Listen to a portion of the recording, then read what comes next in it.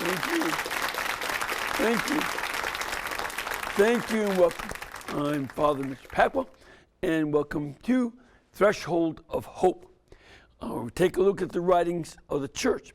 But before we get going, I just want to mention that today is kind of a special day for us Jesuits.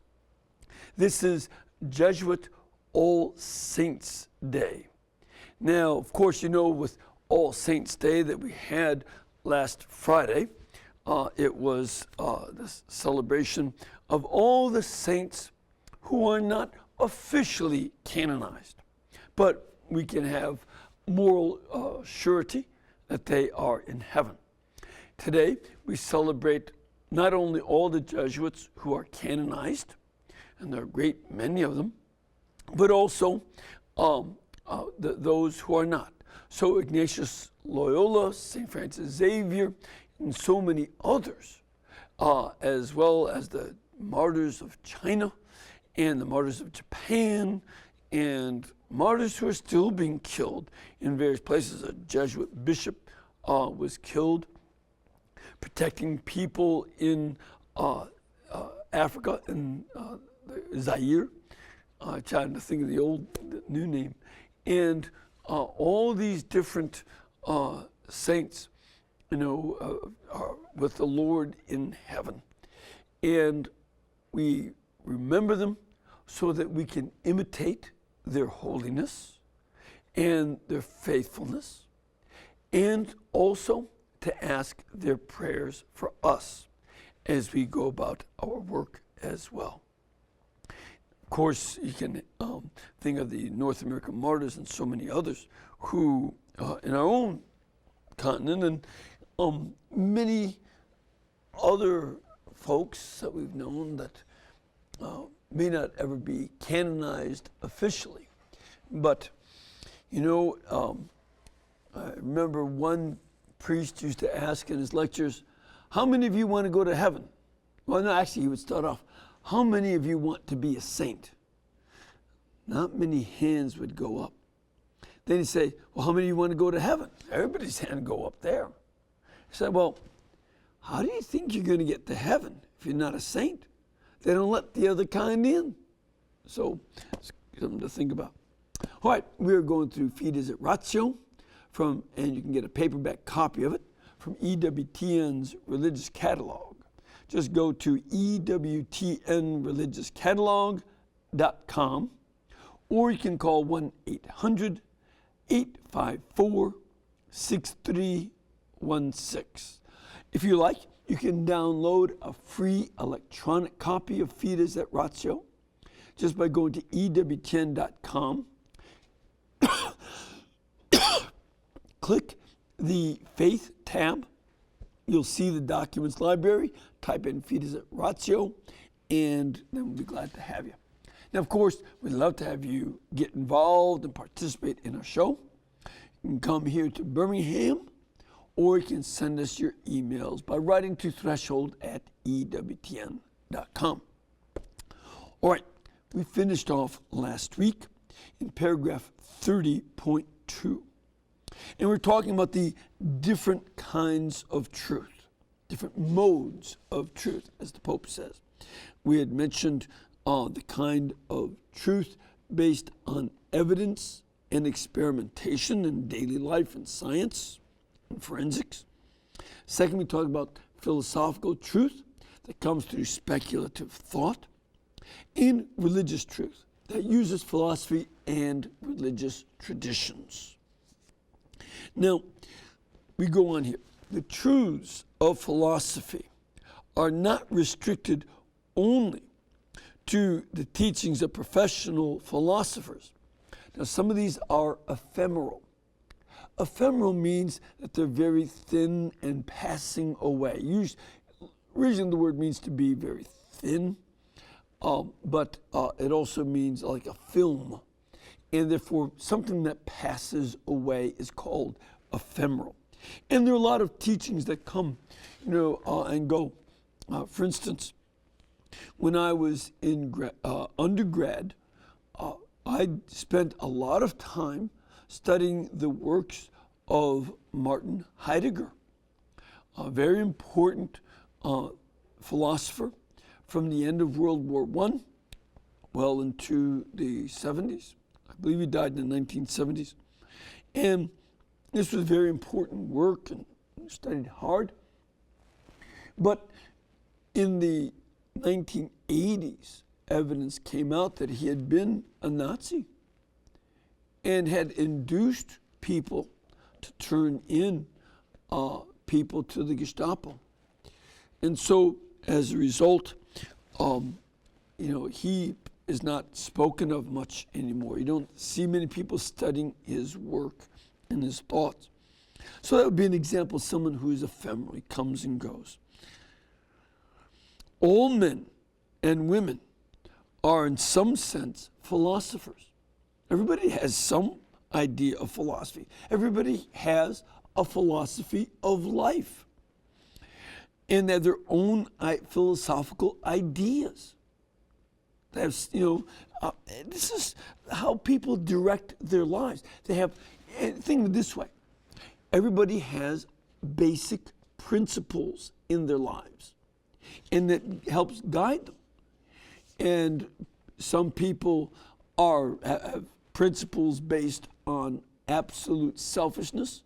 I want to get whatever I can out of this world for me before anybody else takes it away and I die. Other people say, no, I want to do as much good as I can for others. And all sorts of other principles of philosophy come into different people's lives. Because these principles, these core philosophical ideas that everybody has, are ways in which people deal with the meaning of life. And they interpret their life through those principles. Everybody's going to do that. Even the atheists.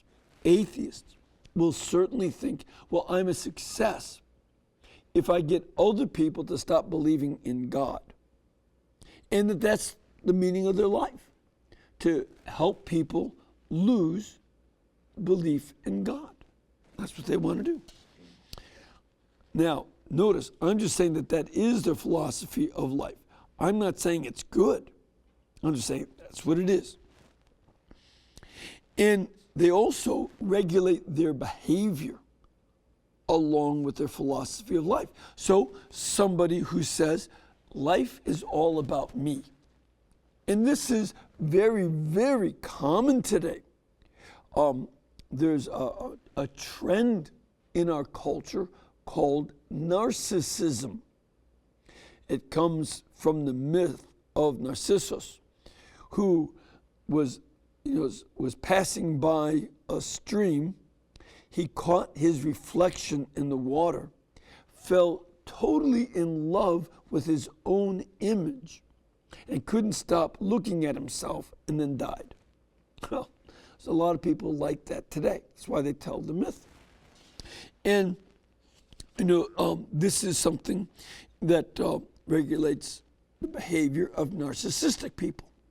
But then you see other people who regulate their lives by how much they can do for God and others.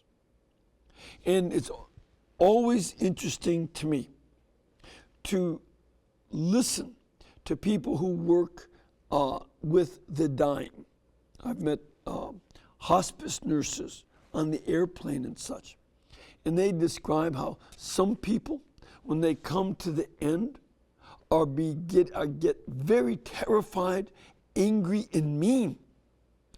Other people are filled with peace and joy and calm. It's very important how you live your life as a way to approach your death. So, at this point, the Pope wants to pose a question about the link between the truth of philosophy and religion on one side, and on the other side, to take a look at the truth revealed in Jesus Christ. Before doing that, he wants to deal with one more issue about philosophy. And he begins that in paragraph 31. First, he starts off with a basic fact of life. Human beings are not made to live alone. You did not conceive yourself. You were not conceived alone. No, if you read The Brave New World, a book by Aldous Huxley, who, by the way, died just almost 50 years ago. He died the same day as John Kennedy and C.S. Lewis. All three died the same day, 50 years ago. Or almost 50 years. And there, Aldous Huxley has babies created on a conveyor belt. So they're alone in that mechanized world. But that's science fiction. At this point, humans are created in the womb of their mother. And they're in a relationship from the moment of conception. And their mother didn't create the baby by herself, but with a man, a husband, hopefully a husband. People are therefore born into a family, and in a family, they grow up, God willing. That's a good thing. And eventually, from the family, they enter the rest of society through the activity of the family. And it's one of the reasons that family is so important. So from birth, people are immersed in traditions. They learn how to eat. As they get older, they learn more and more. They learn how to speak. They look at their mother, and then later on they focus on their father and on the other relatives around them. They learn language from the people around them. They learn words and sentences and all that. They also learn about a culture and a whole range of other truths. And they grow up believing that this is the truth. When they learn words, for instance, usually the first word is either mommy or daddy, and they learn that that word relates directly to this other person. They'll say to their mother, mama, and to their dad, daddy, and they'll know that that word means something, and from that point on, they go to other words, doggy and everything else. Also the word mine. Sometimes they have to have that cut back a little bit, but they eventually learn the word mine. And they accept this range of truths, and instinctively, they believe the people around them. They believe that the one you're calling mommy is your mommy. And when you call daddy is your daddy. And all the other things, that point a car and all the rest, and that these words are not nonsense, but that they really have meaning and truth. And yet, even though they have an instinct to believe the people around them, people obviously love them. Still, as they grow up and mature, sometimes they cast these truths into doubt. They begin to wonder, did mom and dad really tell me the truth about everything around me? They ask questions, in other words, questions that raise doubts, but also probe them into understanding things. And eventually, they learn to evaluate everything they've heard by a process of critical thinking. So that it's not only that they believe whatever their parents told them, but they want to learn to think about those things. And they've learned as a baby, if they have pets, that's the doggy, or that's the kitty, and so on. But then later on, they're going to ask, well, what's the difference between a doggy and a kitty? and a cow and a horse and so on. They want to understand, and some of them may so deeply want to understand, they end up veterinarians. But they try to get into understanding these truths.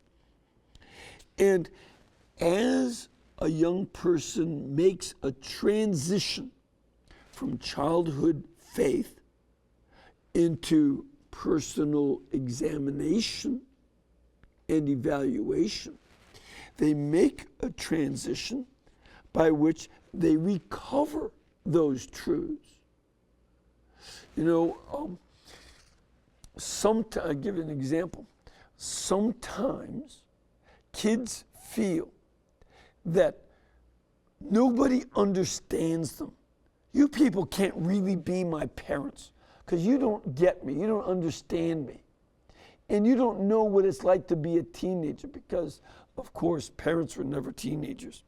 But they go through that until they finally get to a point, especially if you help a kid to get out of the family nest and be a little bit more independent. Then they find out, you know, not only do mom and dad understand the real world and me, but it could even be that mom and dad were right all along. This is a discovery that many people move into maturity, that brings them into maturity, and they understand life better. It's always a day where any parent gets to sit back and smile. You know, it's like, who was it? Mark Twain had said, I can't believe how dumb my dad was when I was 18 years old and how intelligent he became by the time I was 21. And of course, it wasn't his dad that changed. So this is one of the things that happens as we mature. Nonetheless, there are in the life of a human being many more truths which are simply believed than truths which are acquired by way of personal verification. Most of the things you claim to know, that I claim to know, I have not verified personally. So for instance, you know, I've taken various medicines over the years, and I did not perform the experiments to prove that those medicines were good. I didn't do the chemical research or biological research or anything else. I don't know how to do that. I don't know how to make an internal combustion engine. But I believe that the engineers who designed the engine in my pickup truck were trustworthy, because when I turn the key of my truck on, it goes. And so much, you know, I've never been to China or Japan or Siberia, but I trust other people who have been there, and I don't need to verify everything in life. I'm never going to go to the moon. I'm never going to verify that there's a dark side of the moon by going there. But I believe that people who have been there and other physicists who describe these things. So most of life is based on faith in these facts and not on personal verification.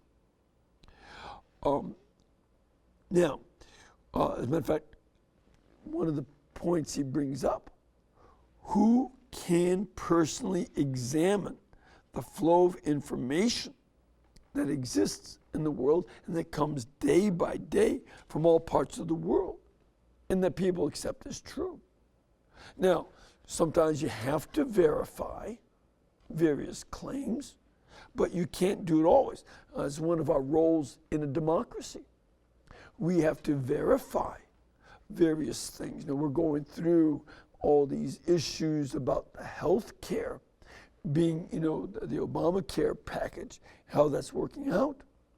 And, we have to verify. The president said that nobody will lose their health care, their insurance.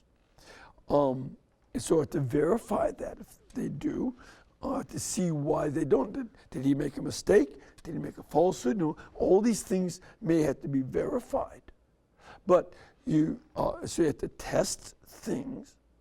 But most of us, say with all the problems they've had with the computer program, we can't verify that people from the other party aren't sabotaging it. We have to trust that the government is trying to do its best and see what they can accomplish or not. And one of the things that we also have to ask, who could forge anew the paths of experience and thought which have yielded the treasures of human wisdom and religion? In other words, why would you think that you would be able to start from the whole beginning and go through figuring out every single issue about religion and philosophy? At some point, you have to trust other people who have examined the pre-Socratics, Plato, Aristotle, and so on, and move forward. Build on that knowledge that already exists. And this means that the human being, which means that as a human, you are someone who seeks the truth, is also someone who lives by belief. This is key. Again, one of the things very few of us ever verify is whether logic is logical.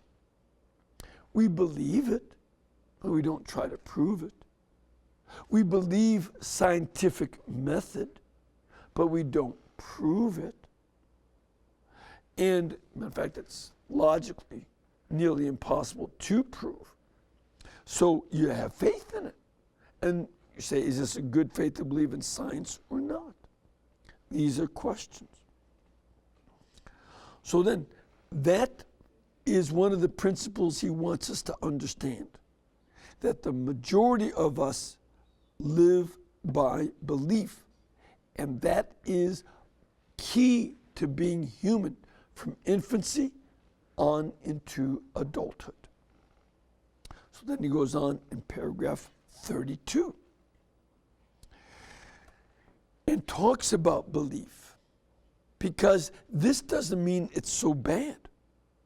First of all, when it comes to believing somebody else, it means we entrust ourselves to the knowledge acquired by other people. I trust that what they said is true. And I trust not only their ideas, I trust those persons. That is very important about belief. Now, on the one hand, the Pope admits that the knowledge acquired through belief can seem to be imperfect. Well, why can't you just verify everything yourself? Well, for one thing, it's impossible. So it seems to be imperfect kind of knowledge, but, it's something that we have to do anyway. And one of the things that you hope is that knowledge that you get from belief gradually becomes perfected as you accumulate the evidence, so that the more you learn, the more trustworthy things are. For instance, when I'm studying history, I love to study history. And when I do that, I tend not to believe only one author. I look to a number of authors to see how the facts match up. And when I can, I can't always do this, but when I can, I try to go back to the original documents, and if I can, in the original language. But I can't do that always. So I have to make acts of trust, but I accumulate more evidence to see, yeah, these people all are reading the same documents and they're coming up with the same results. It seems that I can trust them. Now, on the other hand, so the first hand, knowledge you get by belief seems imperfect until you acquire enough evidence. Okay, that's the one hand. On the other hand, belief is often humanly more rich. It's a richer kind of knowledge than mere evidence that you get by yourself. Now that sometimes bothers people at first, but this is a very important point. That the knowledge you get is humanly richer because it involves an interpersonal relationship. And it brings into play not only a person's capacity to know, but also the deeper capacity to entrust oneself to others, to enter a relationship with them that is intimate and enduring. So, let me give you an example. When, one of the first acts of faith and the first kinds of knowledge you make on the basis of faith is to call a particular woman whom you see almost every day, Mom. You address that woman as Mom. She tells you, I'm Mommy. And you believe her.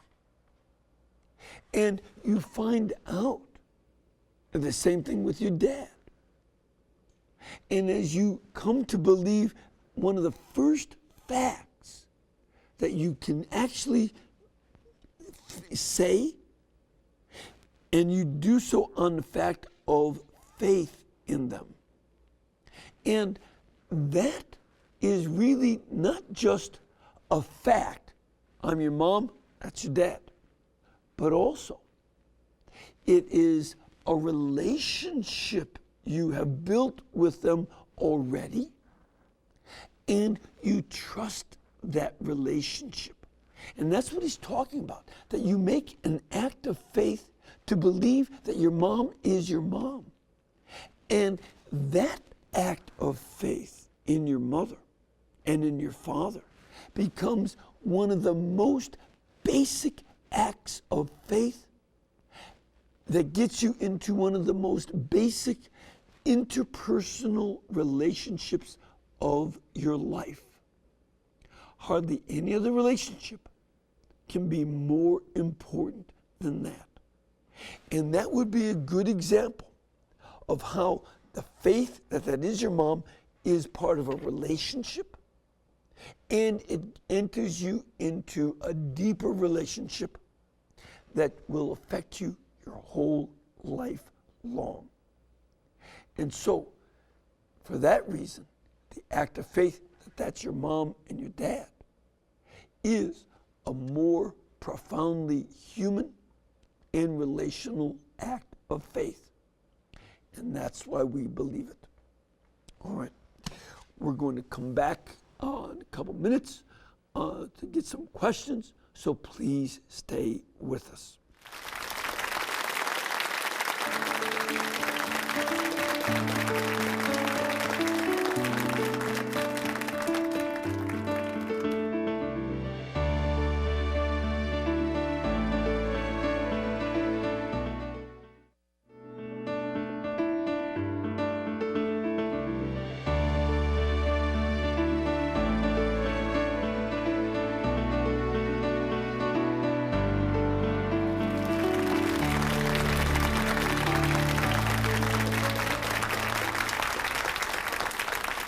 Thank you, and welcome back. First of all, we'd love to invite you to come and be part of our audience to make a pilgrimage here to EWTN if you get a chance. If you do have that opportunity to come down here through Alabama, and I know many of you will be traveling south as the weather gets cold up north. And if you're coming close to I-65 or Interstate 20, please feel free to stop by. Just contact our pilgrimage department about scheduling of programs and such. And their number is 205-271-2966, or go to the website www.EWTN.com. And they'll help you with information about the scheduling of shows, masses, tours, and all kinds of other things. Places to stay, places to eat, get your fried green tomatoes down here in Alabama. That Golden Rule barbecue, very religious. All sorts of good things. So contact them if you can. Also, I am planning still on going to the Holy Land. That will be December 15th to the 26th. And if you are able to join us to be, for instance, on the day of the 24th, we will spend almost all day in Bethlehem. So please feel free to contact us. And the number is 1-800-554-4556. Or you can also go to my website, fathermitchpacwa.org. And speaking of the Holy Land, EWTN Religious Catalog wants me to let you know they have a new book. It's called The Holy Land, an Armchair Pilgrimage. This is available at Religious Catalog at 1-800-854-6316, or you can again go to the website www.EWTN.com, EWTNReligiousCatalog.com. And what I've done with the book is present pictures of many of the holy places, the Bible passages from the site, and some reflections that I give to the pilgrims. So for those of you who can't go, this would be a nice Christmas present to give someone who can't make it physically, or maybe who's been there and wants to be reminded. So hopefully you enjoy that. A lot of folks seem to like it. All right, let's take a look at an email. We have here from Michael in Centennial, Colorado. It says, Father Mitch, I was listening to a popular talk show host on the subject of whether some acts could be declared absolutely evil, what I believe we would call intrinsically evil acts. That would be true. He used situational ethics examples to set up his argument that the good or evil of an act depends on the situation. But I recall that the church's moral teaching says no matter how great the potential good, we simply are not permitted to do something evil to attain it. How do I discuss this with those who think this moral principle is ridiculous? Michael in Colorado. Well, here's one of the questions I would have, is to ask them, why do you think that the idea of intrinsic moral evil and, of course, intrinsic moral good is ridiculous?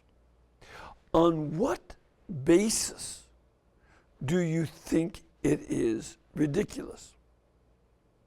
That is a way to start off the question. Then you have to take them to another level. Find out. Listen to their answer about why that would be. And they say, well, just situations change. All right. Then you start to ask them, what is there in a situation that causes evil to be considered good? And that would be a very important question for them to try and answer. And then what I'm going to also suggest to you, Michael, is that you take a look at some of St. Augustine. And he will address this very important issue that, what is it that makes something evil, and what is it that makes something good? Did they answer that question? What is the good? And see, and I think that is going to be more at the core of the issue. While they say it's ridiculous, it's only ridiculous because they have not defined what good means and what evil means. And oftentimes that's where the confusion starts in reality. And let me just give you a little bit of Augustine's answer, that the good exists in all of creation, and that is an act of faith, by the way, and that the good exists in something to the extent that it does that for which it was made. So that good food, a good example, good food is good because you set a goal of making food that was tasty, appetizing to look at, and nourishing. And then the food accomplishes the goal set for the food, which is to nourish the body, to fill the stomach and take away hunger, and to satisfy the palate and the eyes, because that's also a factor. So that makes it good. What makes something bad food? Bad is a deprivation of the good. It's supposed to be good, but it ends up being less than good. Now, that doesn't mean that all the good is gone. So, for instance, I was at a home where, because of a new stove, a standard recipe that the lady of the house made for potatoes was done, but the potatoes burned because the new stove had higher heat. Now, they were still good potatoes, but they got burned. And so it was not, she's very embarrassed because it was not the good she wanted of a certain type of potato, but there wasn't total bad because what was supposed to be a potato casserole became closer to a French fry. And so it had a little bit of a burnt taste to it, but it was still edible. But it was less than good. And this is the start of beginning to think about the question of what is good and what is bad. Evil is always, by definition, the deprivation of good. And that's one of the ways you're going to have to start them thinking, and think about it yourself too. St. Augustine and others, St. Thomas Aquinas, will certainly help you with that. All right, I have another email here. Dear Father Mitch, I am an over 60 baby boomer, So, sounds like you are a kid my age. And I'm doing my best to look after my elderly mother and my disabled brother alone. My younger sister has abandoned the family and has refused to help me even if I am ill. She justifies this abandonment on the false premise that I never did anything. Presumably, Sandra, who's writing this. This false accusation is hurtful to me, but for the sake of brevity, aren't we obligated under God's law to care for our parents?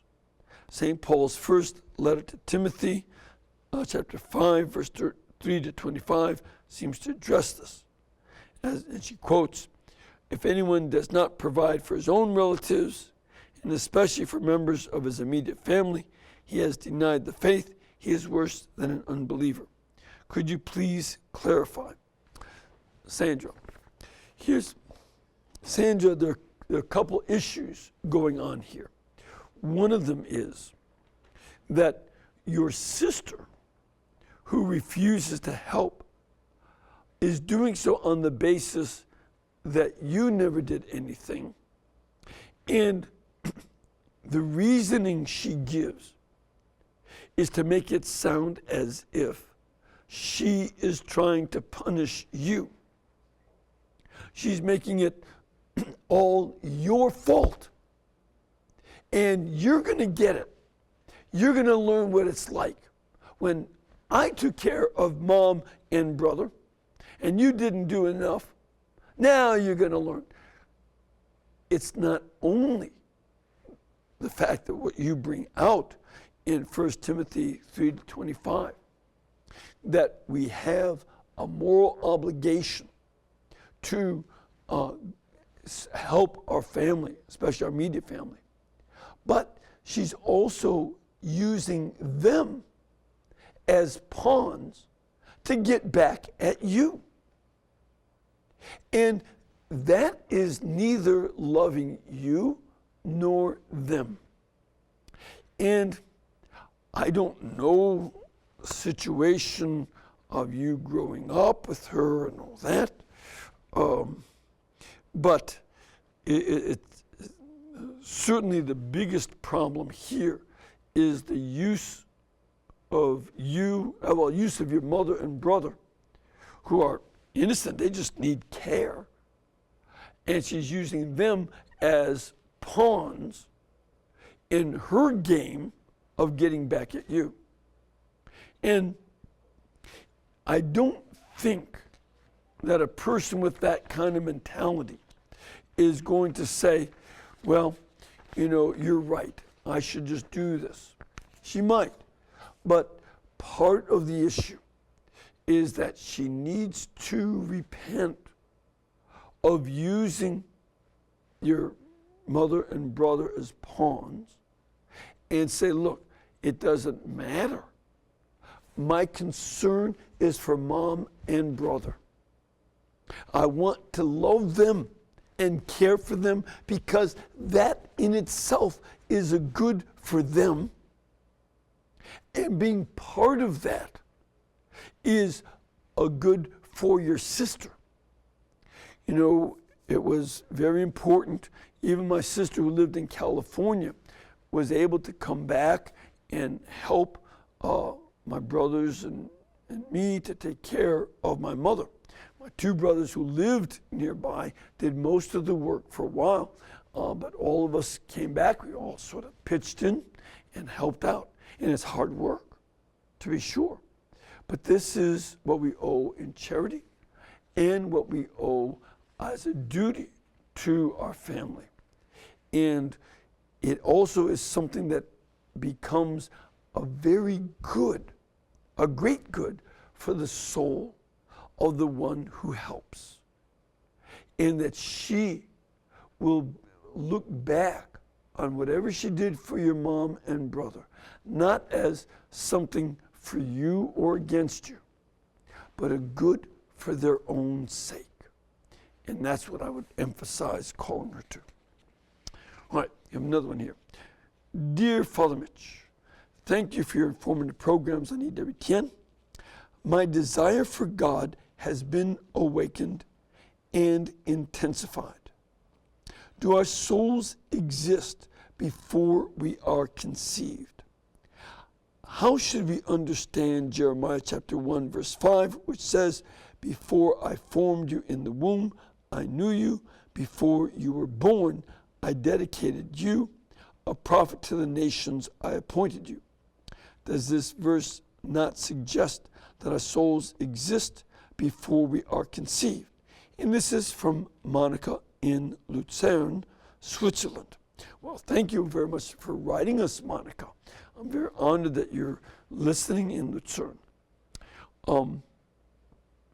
But I would take your question in a different way, because the way you ask the question focuses on human beings and what are they like, whereas the question is usually been posed, and I think is better posed, from the perspective of learning what God is like, so that we do not believe that the soul existed before conception, but at the moment of conception, God creates the soul of each individual as that egg and sperm meet and form an embryo.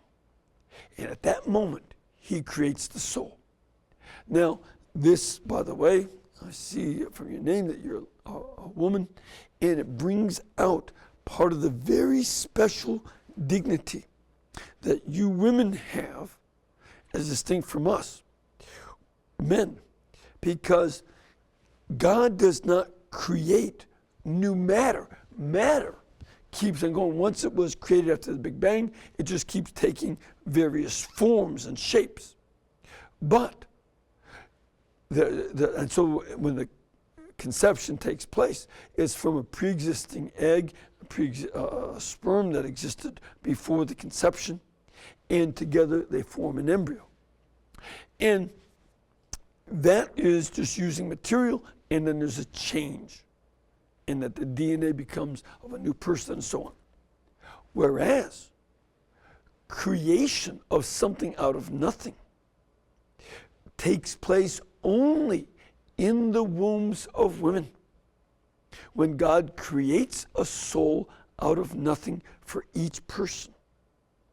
But this verse, Jeremiah chapter 1 verse 5, again, is not so much about human beings, but it's about God, because it indicates that for God to be truly God with full infinity and full and true eternity, it means that he has no time.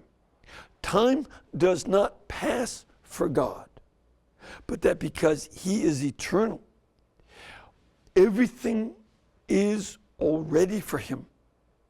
Everything is already in the present. So for that reason, before we enter into time, God can know us, not because we pre-exist our souls before the womb, but rather because God knows from all eternity your whole life and relates to you and brings you into being. And that is an eternal decision by God, and it is a quality of him as eternal and infinite to have that power to know everything, and that what we call the future for him is already right now. It's not, for us, it's a future toward which we march, but for him, it's already in existence. And that's how he could know Jeremiah before he was born. And by the way, it doesn't say before he was conceived, but before I formed you in the womb, before you were born. So from the very beginning of his conception, he's known. All right, And we have another email here. Hi, Father Mitch. I've been looking for any scripture in either the Old Testament or the New Testament that would give biblical validation to the practice of praying to the saints. I've come up empty. Is there any scripture, or is this practice grounded in tradition alone? Ronald in Flint, Michigan. Ronald, there's some wonderful passages in the Bible that supports our prayer and devotion to the saints. First, look at Hebrews chapter 12. I believe it's verse 23. I didn't bring my New Testament with me, but I believe it's verse 23. And in there it says, but you have approached myriads of angels in festal gathering, the firstborn enrolled in heaven. God, the judge of all, the spirits of the righteous who have been made perfect, and Jesus, a mediator of a new covenant, and the sprinkled blood that speaks more eloquently than that of Abel. Okay? Now, notice that there is in between approaching God, the judge, and Jesus, the mediator of a new covenant. He mentions you approach also the spirits of the righteous ones who have been made perfect. That is a definition of saints who are spirits. They're not in the body anymore, but they're spirits, and they've been made perfect because of, and they're righteous. So you're supposed to approach them. Secondly, take a look at Revelation chapter 5, verse 8, where you see the 24 elders around the altar with golden bowls of incense, which are the prayers of the saints.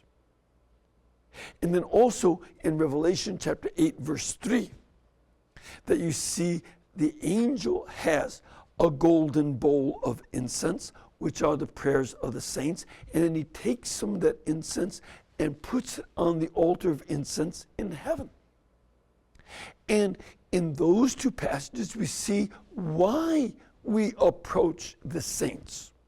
The 24 elders are some of this among the saints, and of course you have the angels. And because they are closer to God, they take our prayers that are like nuggets of incense, which smell very nice, by the way. When you have nuggets of incense, it smells good. But it's only when you cast the incense on a hot burning coal that the aroma of the incense is released. So our prayers here on earth are like those nuggets of incense that smell good. But the saints, being closer to the throne of God, bring our prayers and set them on fire and release the aroma. And that's a symbol, that's an image that the book of Revelation uses for why we ask them to pray for us. And this is a very positive thing. So yes, it is very biblical. And the church has done this because it's biblical, as well as incorporated into our tradition. So get to know the saints, learn their lives, ask their intercession, and get closer to God like they are. Oh, well, we're about out of time. So may God bless you and keep you and cause his face to shine upon you, the Father, the Son, and the Holy Spirit. Amen. And just always like to remind you that this network has always been brought to you by you. That was always how Mother explained it and did it. So please keep us in between your gas bill, electric bill, and cable bill so that we can pay our bills too. Thank you.